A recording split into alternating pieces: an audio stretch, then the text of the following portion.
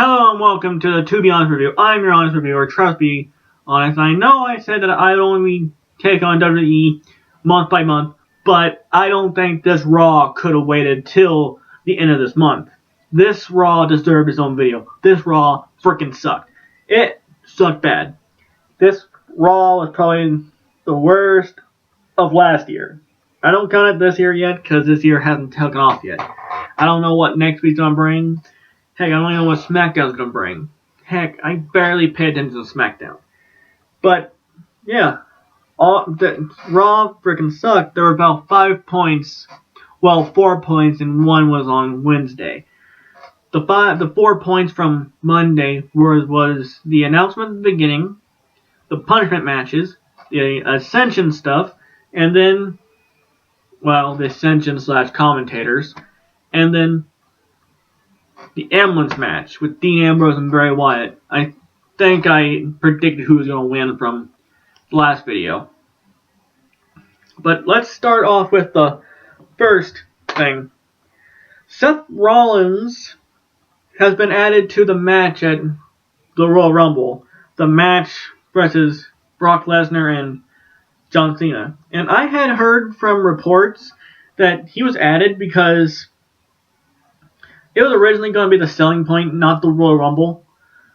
But they decided, since the Royal Rumble is already such a big selling point, they really did not need the final fight between the John Cena and Brock at the Royal Rumble. So they just decided to put Rollins in there.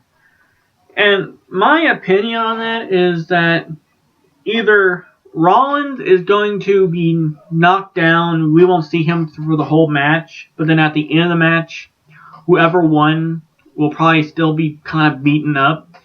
He'll cash in the Money in the Bank when he gets up, because he'll probably, after he gets knocked down once, he'll probably hide.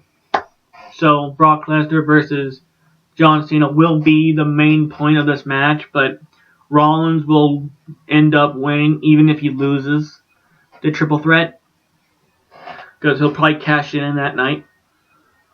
And how I made it sound just made it sound kind of stupid, because you're going to be in the match, but you're going to probably disappear for the whole match and then come back when the match is already over and cash in your Money in the Bank. That's pretty much what I think, and that's kind of stupid, because why are you even have the Money in the Bank if you're just going to be put into the title match anyway? The Money in the Bank is for people who aren't usually in the championship match, and will only be put in the championship match after they win the world title, because, like, Damien Sandow's not in the title picture because he did not win the title. And, yeah. He's the only one I can say is not in the title picture that didn't win the title, because he's the only one who didn't win the title, except for Cena. But he was having an off year, so I knew he wasn't going to win the title. But, yeah. Seth Rollins is in that match. That's my prediction. That's my honest prediction. He's going to come out on top that night. Either he's going to win the triple threat, or he's going to cash in his Money in the Bank. He's probably going to win it with a lot of help from his authority brethren, even though they're supposed to be on the same side of Brock and Heyman. But yeah, and I could have a whole rant just on this match, but I have 4 other points to get talked about, and yeah. Okay, next point is those punishment matches. Oh, and this will also encumber the end of the show, because this is still part of the punishment. The first punishment match was Dolph Ziggler defending the Intercontinental title against the returning Wade Barrett. I know he returned the week before, but this is the Wade Barrett I know. The Wade Barrett from last week was a good guy. And I knew that wasn't going to last. But I thought they were going to at least let it last more than a week. But yeah, he appeared on Monday. He was a bad guy again. Probably because he saw, hey, the authority's back. The only way I'm going to get ahead in this head here is by becoming a bad guy again. So, bad guy. But Dolph Ziggler beat Wade for the first time, and then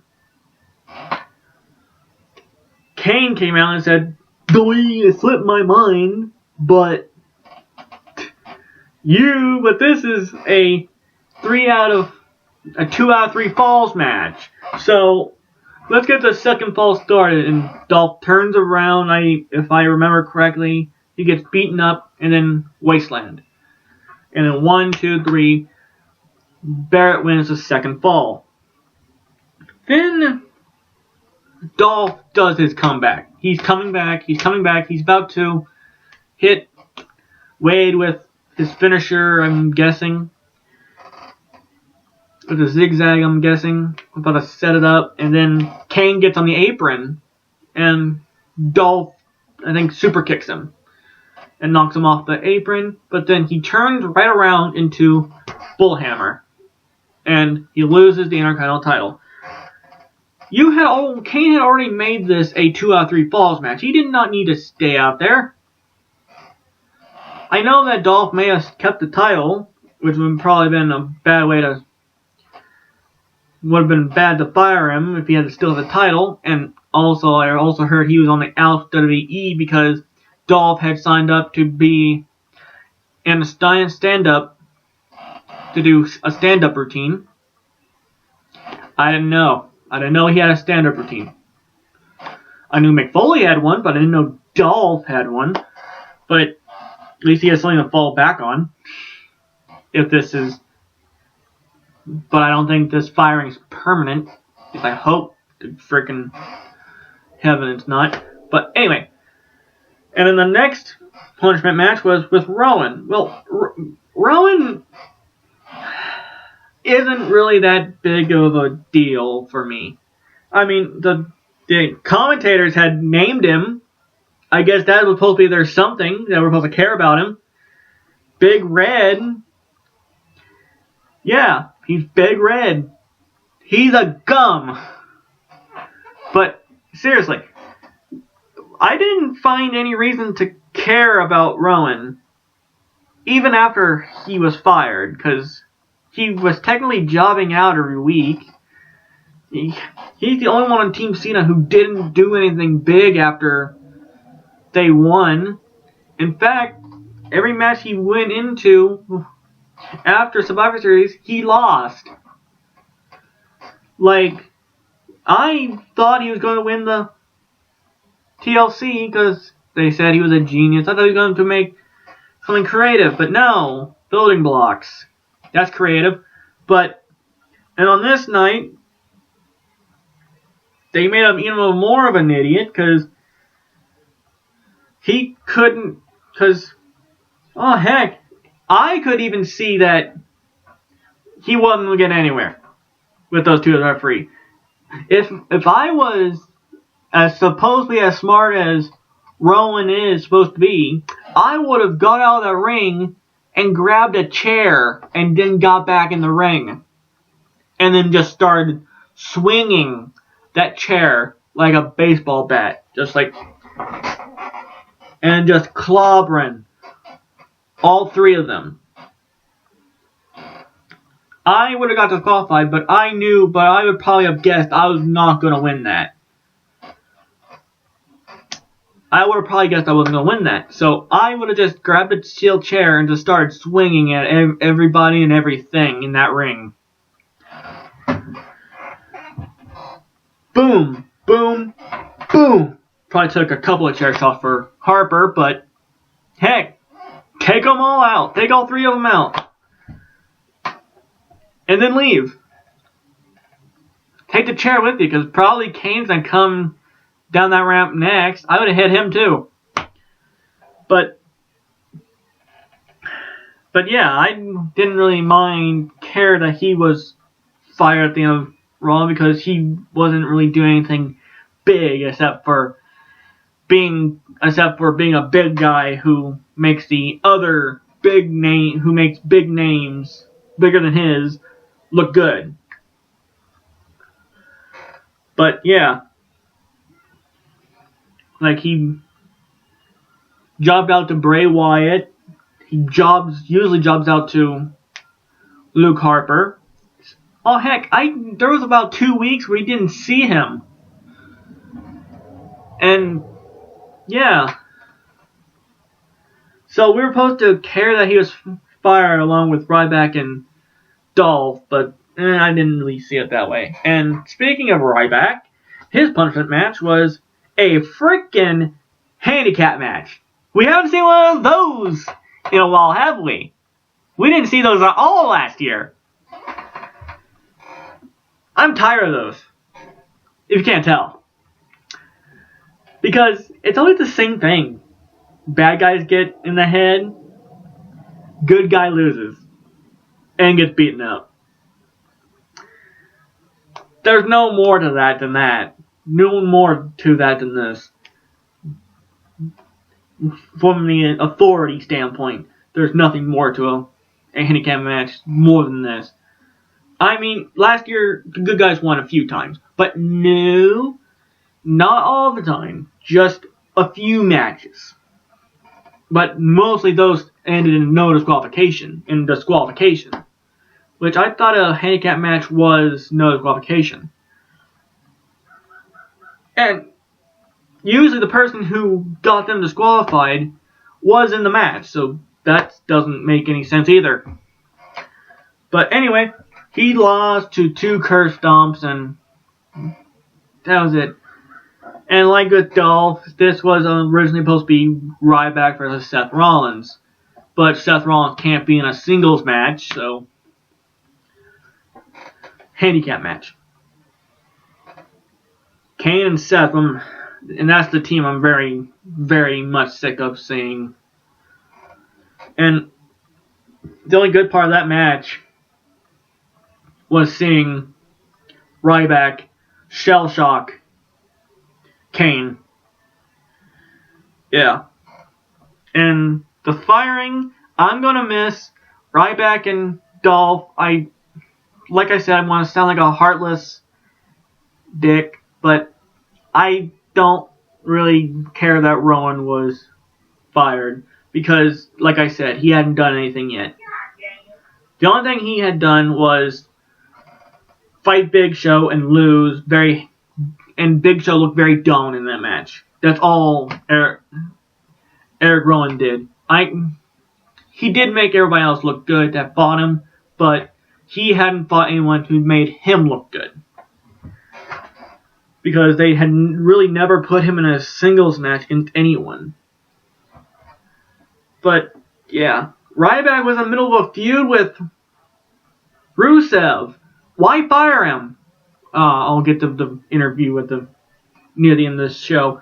But why fire Ryback, who was in a feud with Rusev? They didn't even have a match. Was last week when Ryback got the other hand on him? Was that the end of the rivalry? Was just Ryback escaping the accolade again and then chasing him off and then giving his big speech? Was that the whole rivalry? No, I thought that was going to probably be a good match, but no. WWE can't have good matches. Heaven forbid they have a good match. NXT always has good matches. WWE main roster? Fuck no, we can't have good matches. But okay. Dolph, he's also going to be missed. Rowan, not so much. But now, something even more controversial than these is the Ascension. In NXT, they really didn't talk that much. They just went in there and just beat the snot out of their opponent, like jobbers every week, and were held the tag team titles for well over a year, I think.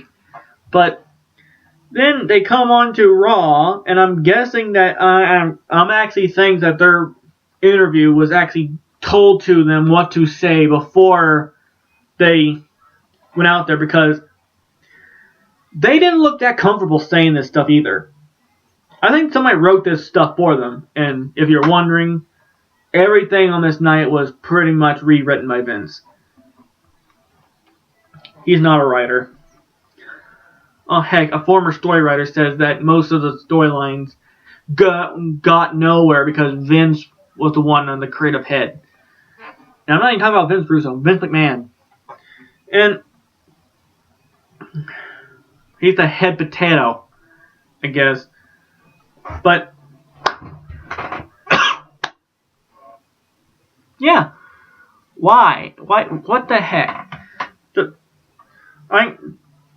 I know they were trying to say that they were better than the teams that they've been compared to. Heck, even before this, they were compared to by the commentators. But then, right when they said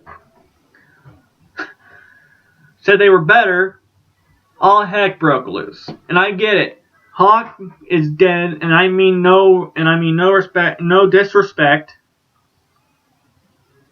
No disrespect to anybody, to Hawk, rest in peace, but they really shouldn't have said that they were going to, the way this sounded, the way it was wrote, I guess, was that they were going to beat up the Road Warriors and Demolition.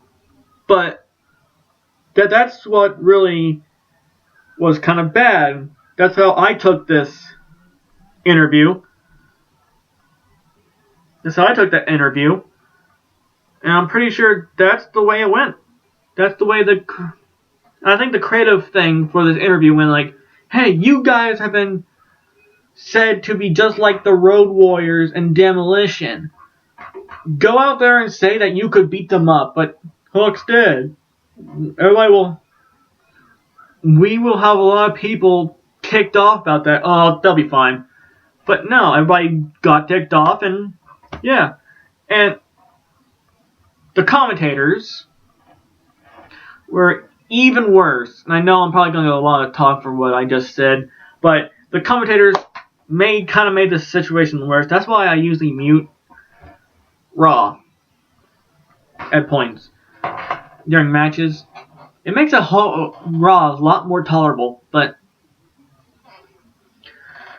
this time I decided to see what the commentators were going to say, because I thought that JBL was probably going to be the heel commentator and agree with them, but I was wrong. This whole show they were wrong. They were wrong. I was dead wrong. JBL and Booker T went off on a tangent. I get this. They probably felt disrespected. They probably felt the disrespect that everybody else felt. But you gotta remember, Booker T is supposed to be one of the good guy commentators, just like Michael Cole. But JBL is supposed to be the heel commentator, and the Ascension are heels. JBL should have been talking them up no matter what. But I think that all the commentators' words are all pre-judged for them, pre-made for them. But I think this was just him going over what was written for him, and him just going off on his own little world. Actually, his own thoughts.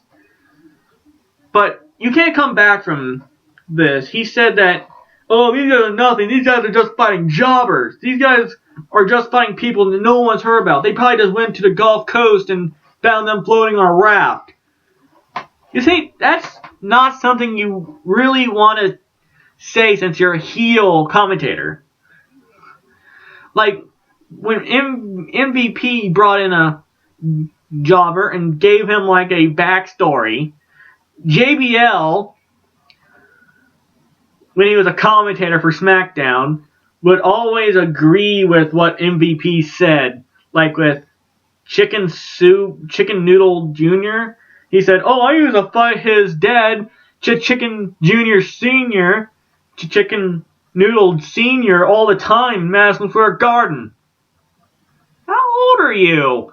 But anyway, seriously, he can't come. He shouldn't have been able to come back from this, and he pretty much didn't, because all I heard from back then was just how much of a hypocrite he is, because he just started going back to chanting for the authority.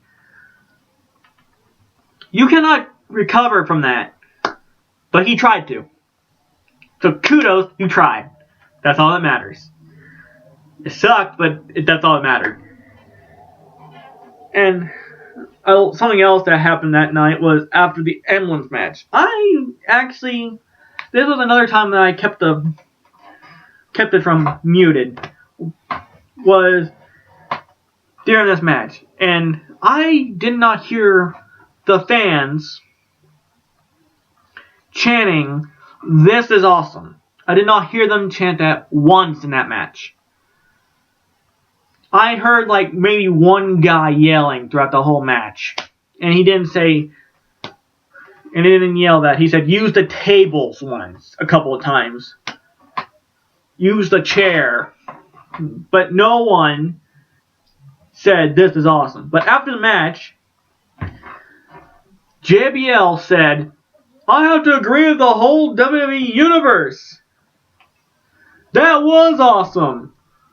And I doubt he even knew, and I guess he wasn't paying attention with the fans. Paying attention to the fans like he usually does, I'm guessing. Like he usually does. But, yeah. He said, "This is awesome." So I know that his lines are already pre-written. But that did seem like something he would say. But I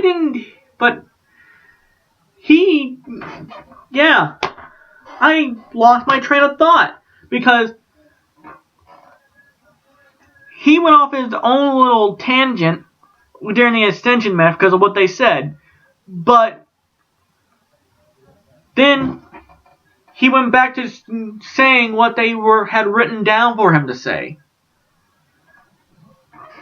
And I had to applaud Michael Cole. During the Ascension match, he kept quiet. And he only called the little bit of the match that he could whenever he could get a word in edgewise. Bravo! Doing your job. Best commentator. I know there's going to be a lot of people yelling at me for that one too. But, yeah. He's probably the best commentator of the night. Because we all know how Booker T is. He says some weird stuff. But I do like his commentary. But, yeah. Now let's get to the Emblems match itself. The match was boring. Boring. That's all that you could really say. It wasn't even like any of their other matches. At least their other matches were entertaining. They had funny bits. Like when Dean Ambrose took that TV out from one of the packages, looked at it, and just put it back in the package like, no. Not again. That was funny. That was entertaining. That got my attention back to the match. And it was a pretty good match for the rest of it. But this match had nothing. They had a stretcher and tables and chairs inside the ambulance. The stretcher was on the outside of the ambulance, by the way. That brings up a good question. Why was there a table and a chair in the tables and chairs inside the ambulance? Kind of defeats the purpose of ambulance. I don't really know that many ambulances, and trust me, I've seen a few that had a table with a red cross on it and chairs. And why wasn't the chairs painted white? I don't know. But oh heck, it's probably just plot convenience like the TV on TLC. But, yeah. They didn't have kendo sticks. That is probably... Dean Ambrose is pretty much a mix between Sandman and George the Animal Steel. I mean, Dean has that faces like George the Animal Steel used to, but he also mainly uses a kendo stick in street fights. Whenever he's not using a chair, it's using a kendo stick. But this match didn't have one. It was just them in that little pit right next to the stage fighting. I know he went up to the ambulance and jumped off onto the table, but they acted like Bray moved.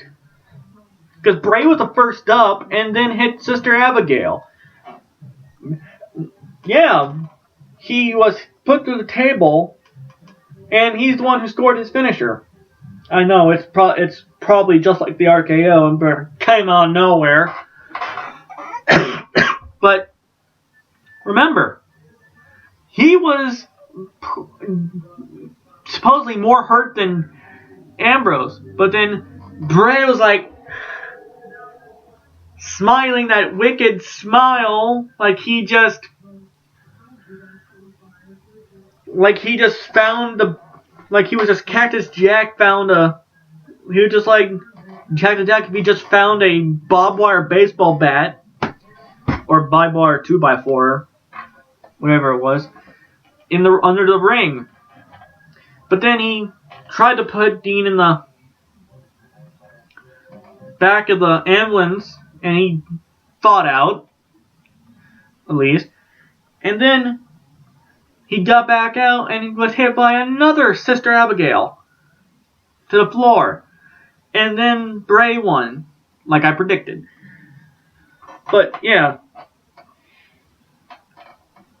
the night sucked. It was a boring match. Now, before this video ends, let's talk about Triple H's interview, shall we? In the interview, he talked about how when the Authority was gone, it was a madhouse. You had the inmates running an asylum. No, you had guest hosts running the asylum. You had guest bosses running the asylum. And where was all these supposedly people running wild at? I think I missed those episodes, and I watched every episode. The only person who was acting like a maniac was the Maniacs. Wyatt and Dean and Seth, because he didn't have his mommy and daddy anymore. He didn't have them. Why did he have his mommy and daddy? Whatever. But people, it wasn't a madhouse. There was people there who were running it smoothly too. And the only one who was really acting up was Seth, because of his mommy and daddy weren't there. And the other one was the one who turned on Team Cena, Big Penguin. He also was acting crazy because he wanted the Authority back, because I turned on Team Cena so I wouldn't have to get fired, but they won. But so now I want the Authority back. Yeah, and we also found out that the only reason why they were fired was because you can't have people who had a mutiny on the show in your organization or on your ship. I'll get to the ship reference there. But yeah. And they were fired because Team Cena beat Team Authority at Survivor Series. And then when they brought him back, I guess that reversed the decision of that match. So the Authority won, I guess. And Big Show should be fired too. He was part of that mutiny. He may have turned his back on them, but he's still a part of it. You don't punish 3 of them if you don't punish all of them. And yeah. And getting back to the ship thing, I could see on the face of Michael Cole, even he thought that, yeah, it's a ship alright, the Titanic. The WE is now the Titanic. Let's just see how long we go until we sink. And Triple H also said, we now have a clear path. And that path is that path. And I just thought, right when he said, we have a clear path now. And I just went like, yeah, straight down. Because you guys got rid of 3 of your best people just because they were part of a mutiny. Okay, I get why they were cast down, but the punishment was already over, technically. And Dolph was in the middle of a big push, right back in the feud with Rusev, and Rowan didn't matter. So, if you like this video, subscribe. If you like any of my videos, subscribe. Or find me on Facebook.